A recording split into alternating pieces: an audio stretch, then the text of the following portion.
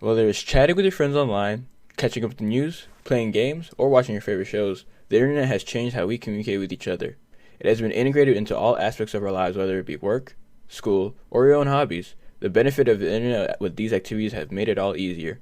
The internet has also connected us as a global community. Collaborations or discussions between nations that would have otherwise been impossible have now become the norm due to the internet. One of the core principles behind the design of the internet is the fact that anybody and everybody has access to the same information and are able to use it equally. But what if someone was able to control what people see on the internet? Internet censorship is a problem that only recently popped up and now has caused many to worry about how they are able to use the internet. Imagine parental controls, but on a whole nation.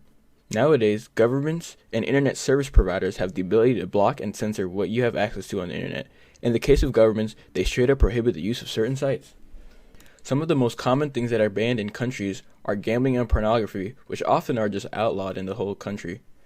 News and outside sources, so say a communist country like China wasn't able to access the news from America unless it was skewed into their communist beliefs, and social media, obviously for the same reason they could be influenced by outside countries, and also VPNs and proxies, which allow you to access internet from other countries, in which if you're censoring the internet, you definitely don't want things like that to happen. One of the first, or possibly the biggest offender of this internet censorship is China. As early as 1949, China banned sources like gambling and pornography, and also passed laws later on in 1996 and 1997 that passed regulation for internet service providers to be able to stop information that would seem harmful to China. They went on to even ban the use of Facebook and their own Wikipedia, as well as the use of VPNs to try to access other countries. Although China was the first, it's not the worst.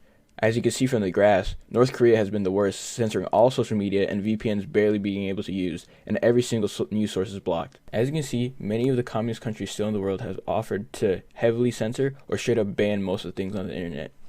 But they aren't the only ones trying. In the US, back in 2018, the FCC, or the Federal Communications Commission, voted to repeal net neutrality, which was signed back in 2015, which protected the internet from being censored by internet service providers. What this would have done was incentivize internet service providers to seek partnerships with major media companies such as Facebook and Netflix in order to block what was available to the users unless they paid per month for the services just to be able to access this. Remember, you still have to pay whatever $12 per month for Netflix, but then you have to pay $30 a month to access both Netflix and Instagram at the same time, which is just crazy. They would have also had the ability to slow down your internet. For example, let's say Verizon and Netflix had a deal, so they were mutually gained from you using Netflix, and you had Verizon. And let's say you wanted to use Hulu, it would actually become slower to try to incentivize you to buy the net neutrality pack that also included Netflix. Another thing they would have been able to do was offer you a better experience depending on how you pay. Now, obviously, nowadays you can pay for speeds, but this is like a pass that would have let you access things before anybody else, regardless of the package you got. The good news is that net neutrality is still intact after the vote in 2018, so we are still protected. But what does that mean for the future? Internet censorship is still a big global problem, as it allows big governments and internet service providers to block the information available to their civilians and to their customers. But we can still protect our internet. One way is to spread the word. As you can see from the net neutrality case, the public outcry was so intense that they actually did not go through with signing through the repeal.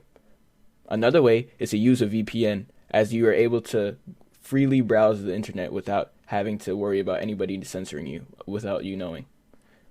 Another way is to stay up to date. If you know that something or someone is trying to stop your internet, speak up about it so you're able to look at whatever you want to do. I don't know what you want to look up. Look up whatever weird stuff you want to look up, fine. But you're able to look it up because it is what the internet is for.